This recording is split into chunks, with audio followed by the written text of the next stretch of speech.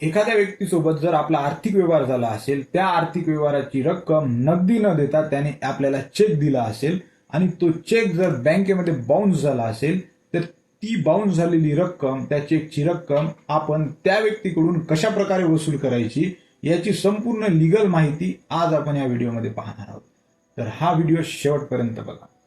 तर याच्यामध्ये पहिला क्वेश्चन असा येतो की आपण कोणत्या कायद्यानुसार त्या व्यक्तीपासून याची वसुली करू शकतो. दुसरा मुद्दा म्हणजे त्या व्यक्तीला, समोरच्या व्यक्तीला आपण जर केस फाईल केली तर किती वर्षाची सजा होते, आपले पैसे कशा प्रकारे आपल्याला मिळणार, आणि तिसरा महत्वाचा मुद्दा म्हणजे याच्यासाठी आपल्याला कोणकोणते कागदपत्र लागणार, या प्रश्नाची उत्तरे आपण या व्हिडिओमध्ये पाहणार आहोत. हा व्हिडिओ शेवटपर्यंत बघा. अतिशय सुंदर आणि पूर्ण माहिती या व्हिडिओमध्ये समजावून सांगितलेली आहे. तर जेव्हा एखादा चेक बाउन्स होतो तर सर्वात मोठा प्रश्न राहतो आपली रक्कम वसूल करण्याचा. तर ही रक्कम कोणत्या कायद्यानुसार वसूल करू शकतो, तर ही रक्कम आपण निगोशिएबल इन्स्ट्रुमेंट ऍक्टच्या सेक्शन 138 नुसार आपण चेक बाउन्स झालेली रक्कम त्या समोरील व्यक्तीकडून आपण वसूल करू शकतो. यामध्ये त्या व्यक्तीला 2 वर्षापर्यंत सजा होऊ शकते आणि आपल्या चेकची जी रक्कम आहे ते दुप्पट तो आपल्याला देते, किंवा ही दोन्ही सजा एक सोबत त्याला होऊ शकते. तर या सेक्शन नुसार आपल्याला जर केस फाईल करायची असेल तर आपल्याला 5 कंडिशन दिलेल्या आहे. त्या 5 कंडिशन जर आपल्या केसमध्ये फुलफिल होत असेल तरच आपण निगोशिएबल इन्स्ट्रुमेंट ऍक्टच्या सेक्शन 138 नुसार त्या समोरील व्यक्तीवर केस करू शकतो आणि आपल्या चेकची रक्कम वसूल करू शकतो. तर ह्या कंडिशन्स कोणत्या, तर ह्या कंडिशन्स आपण पाहू. त्याच्यामधील पहिली कंडिशन अशी की त्या व्यक्तीसोबत आपला आर्थिक व्यवहार झाला पाहिजे, पैशाची देवाणघेवाण झाली पाहिजे आणि तो व्यक्ती आपल्याला पैसे देण्यासाठी कायदेशीररित्या बांधील असला पाहिजे, तरच आपण या चेकची रक्कम त्या व्यक्तीकडून वसूल करू शकतो. त्याच्यामध्ये दुसरी कंडिशन अशी की जो चेक देताना तो समोरील व्यक्ती त्या चेकवर एक देय दिनांक लिहितो. त्या देय दिनांक पासून 3 महिन्याच्या आत हा चेक आपण बँकेमध्ये प्रेझेंट केला पाहिजे. याच्यामध्ये तिसरी कंडिशन अशी की तो चेक बाउन्स झाला पाहिजे.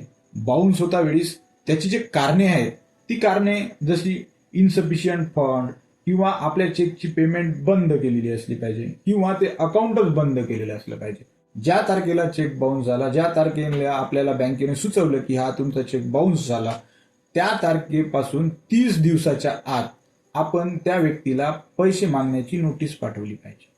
त्याच्यामध्ये 15 दिवसाचा आपल्याला त्याला अवधी द्यावा लागतो ते पैसे आपल्याला वापस देण्यासाठी. आता ही जी केस आहे ही अतिशय टेक्निकल अशी केस आहे.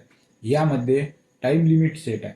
ते टाइम लिमिट जर आपण प्रॉपर फॉलो करत असेल तरच आपली केस ही कोर्टमध्ये चालते, अन्यथा आपली केस या मुद्द्यावर डिसमिस सुद्धा होऊ शकते.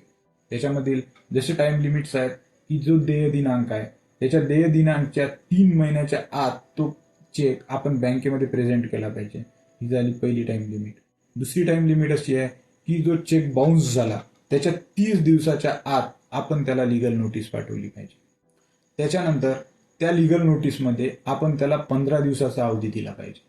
त्या 15 दिवसात जर ते पैसे दिले नाही तर त्या 15 दिवस जेव्हा संपते, त्याचा अवधी 15 पैसे देण्याचा अवधी संपतो, त्या 15 दिवसापासून पुढील 30 दिवसाच्या आत आपण ती केस कोर्टमध्ये त्याच्या विरुद्ध NI ऍक्ट सेक्शन 138 नुसार आपण त्याच्यावर दाखल करू शकतो.